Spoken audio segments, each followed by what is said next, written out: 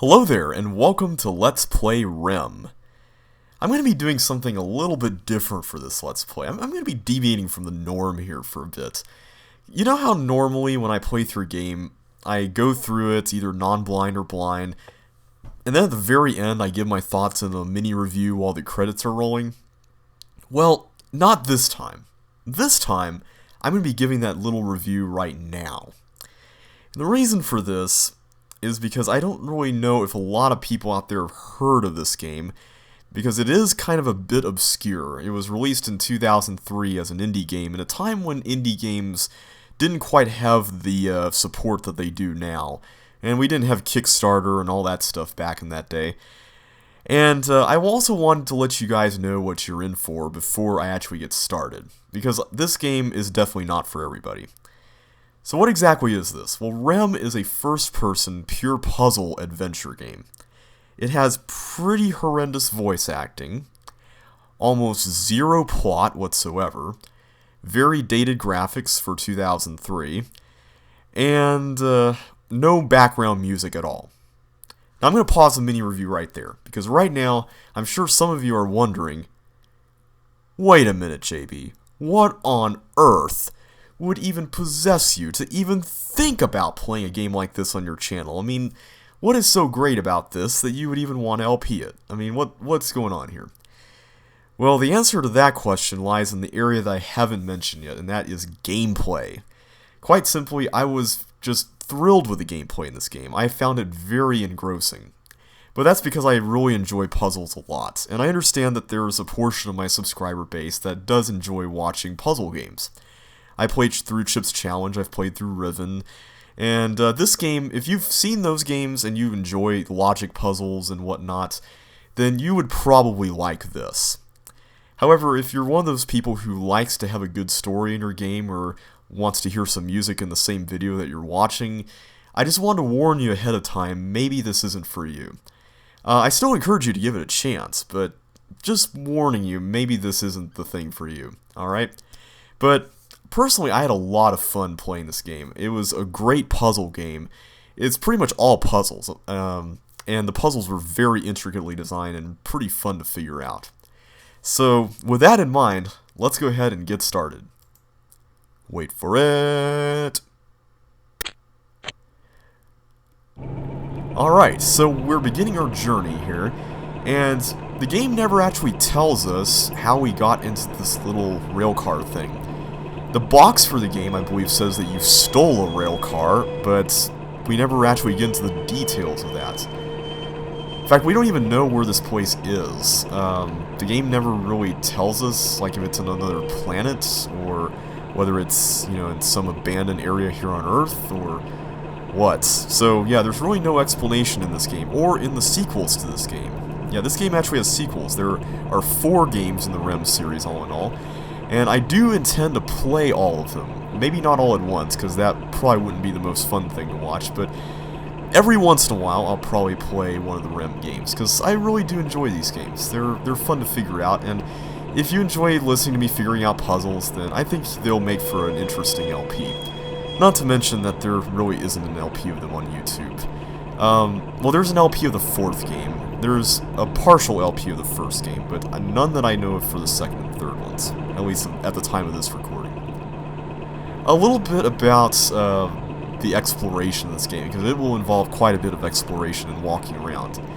Generally, I'm going to be taking kind of the same approach I took to Riven, if you saw my Riven Let's Play. I'm going to explore areas when I first see them, but in this game, unlike Riven, there is going to be a lot more walking around and a lot more backtracking. But the good news about that is that thankfully it's not too slow in terms of transitioning from screen to screen. And there's some nice ways that the game provides you with to make it quicker, so if I go retrace my steps, I'll try to make that as quick and painless as humanly possible. Well, it looks like we are entering RHEM, whatever RHEM is. And there's a sign on our left, and there's a sign on our right that says not to lean on the rail or walk on it or something. But I'm going to totally break that rule, because I want to see what's on the left there. Uh-oh. Somebody crashed their rail car there into that thing. Yeah, I'm at a loss for words. I'm calling it a thing. I don't know what it's called. But here we are. We've reached the end of the line and we didn't crash, which is good. But I want to go home now. Can I go home? Oh.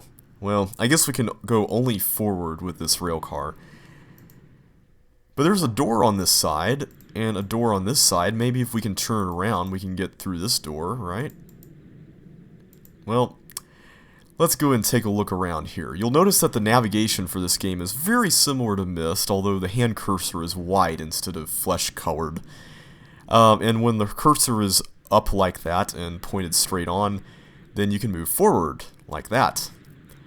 Now, Riven had a thing where to turn around, the finger had to be like pointed 180 degrees, but here it's diagonal and backwards like that, with the index finger still extended outward.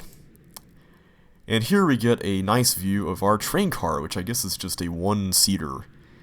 Or, well, maybe we can fit a little guy there in the back, but I don't know if that would be very comfortable.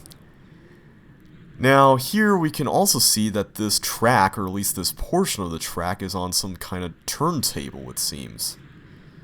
We can also see more of the car up close, but if we can manipulate that turntable some, then maybe we can turn around such that the car faces the other way, and we can get out of here.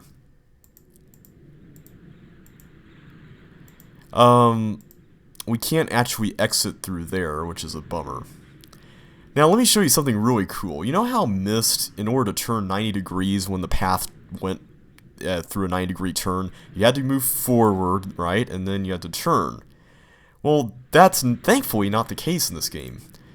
You can do that, but you can also do this. See how the cursor is pointed diagonal and upwards? Check that out. That is so cool. I know it sounds crazy to be making a big deal out of that, but trust me, when we're walking around a lot, that's going to come in real handy. Generally, I'm probably not going to use that when I'm going through and exploring a place for the first time, just because I know that can be kind of a little disorienting if you're not following the cursor and whatnot, so I'll make sure to, let you guys keep track of where I am so that you can be apprised of where things are, because there is a lot of spatial thinking required in this game. We can see another path that crosses under this one, under this little balcony type thing, and it continues there. And there's that sad, lonely little car that crashed over that way. Well, maybe we can find whoever owns that car here. Maybe they can help us out. There's a lot of pathways in this game, you'll notice, and they definitely intersect each other and cross each other, and you can see other ones. And it's kind of nice that the game actually allows you to look around even when what you're looking at isn't super important. Like, look at that. That's not useful at all, but it's nice detail.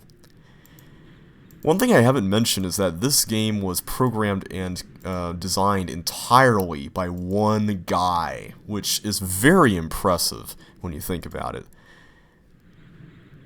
Another path with stairs down there. But over here, this looks interesting. We got this roundy building, and there seems to be two doors that come out of it on this side. There's one that goes into this brick building here, and then this one goes under the brick building, or kind of through it, rather.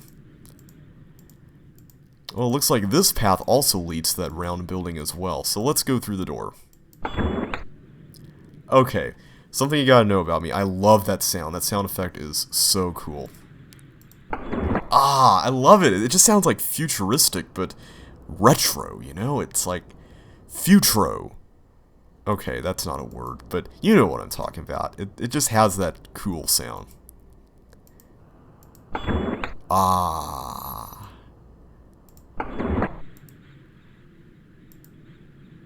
More views of the lake, which is cool. Looks like we're on some kind of rooftop or something over here. And down there we can see some sort of plank that has a bridge that runs across this doorway. But at the bottom of this ladder, the path that we're on doesn't exactly lead to that doorway over there, because the bridge is not aligned this way. Well, if only the bridge were aligned this way, we can cross, but it's not. Well, maybe we can find a way to fix that later on. Looks like that plank leads to some sort of control panel or something over there. Yeah, you're going to be noticing a lot through this game. There's a lot of places where you're going to be getting clues for puzzles that you won't solve in for a very long time. So if you want to solve this game blind, then being a pretty good note taker really helps a lot. Now this is going to be pretty important because we're going to be going through this building a lot, but the path that we're on goes here and it goes down a ladder, but the path that we came from goes at this 45-degree angle to that other entrance and exit, that doorway that we first came through. Let's see what's down here at the bottom. Another one of those cool sounding doors. Oh yeah. Let's see what's around here in the round building. It looks like it's kind of empty. In fact, there's really nothing in the building per se.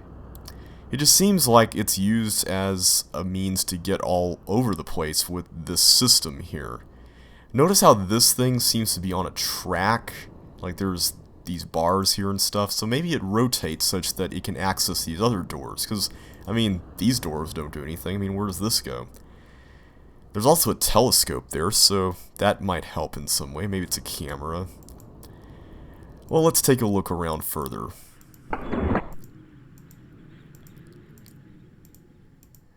I'm not really going to be commenting so much on the different locations just because a lot of this game looks very similar. It kind of looks like Crater Island from Riven, except like times 100. But there are definitely some places that are of noteworthy interest, like the round building. I'm going to be calling that building the round building. And here we can take either this path or just continue here on the bottom. I'm going to go up the stairs, at least for now. Alrighty, and through here we get another view of the rail system that we used to get inside RHEM.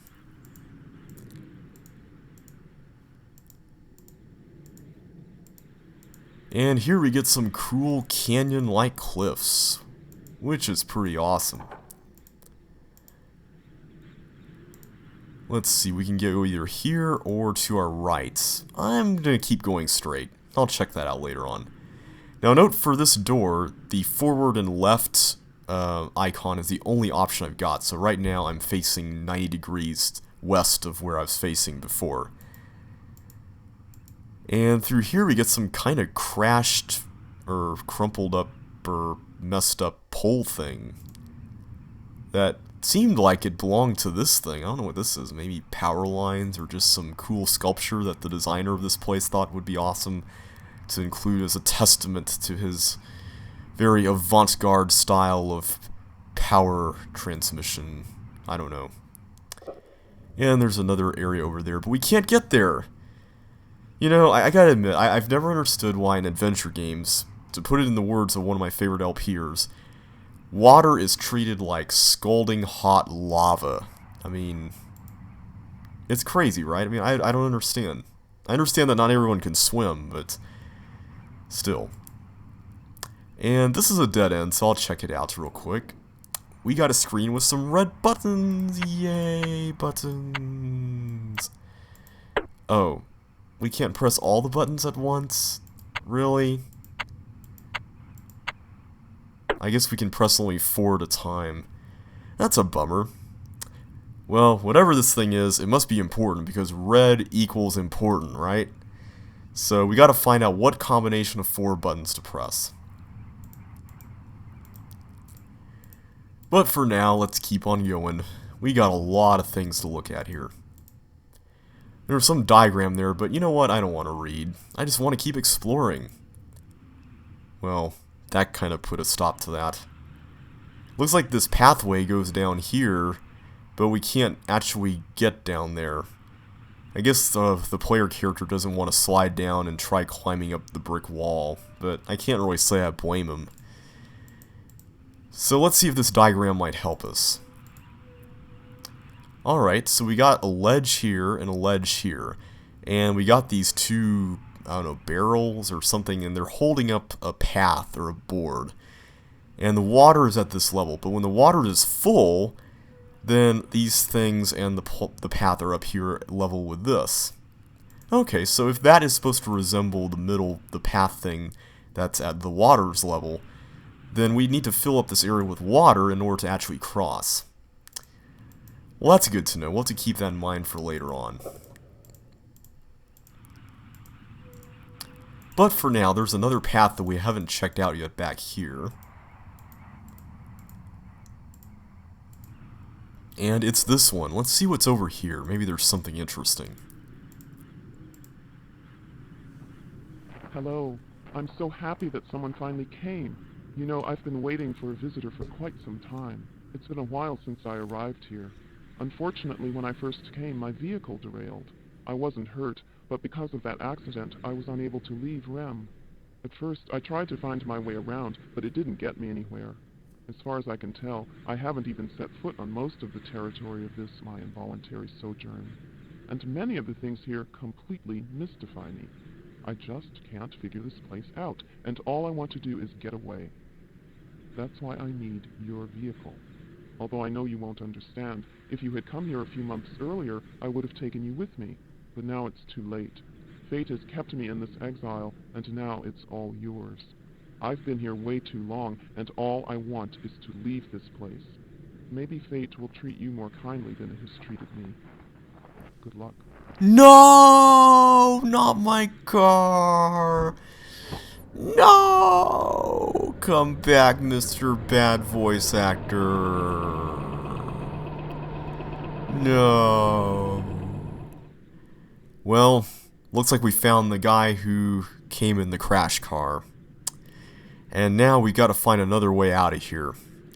But we'll start the journey toward doing so in the next video.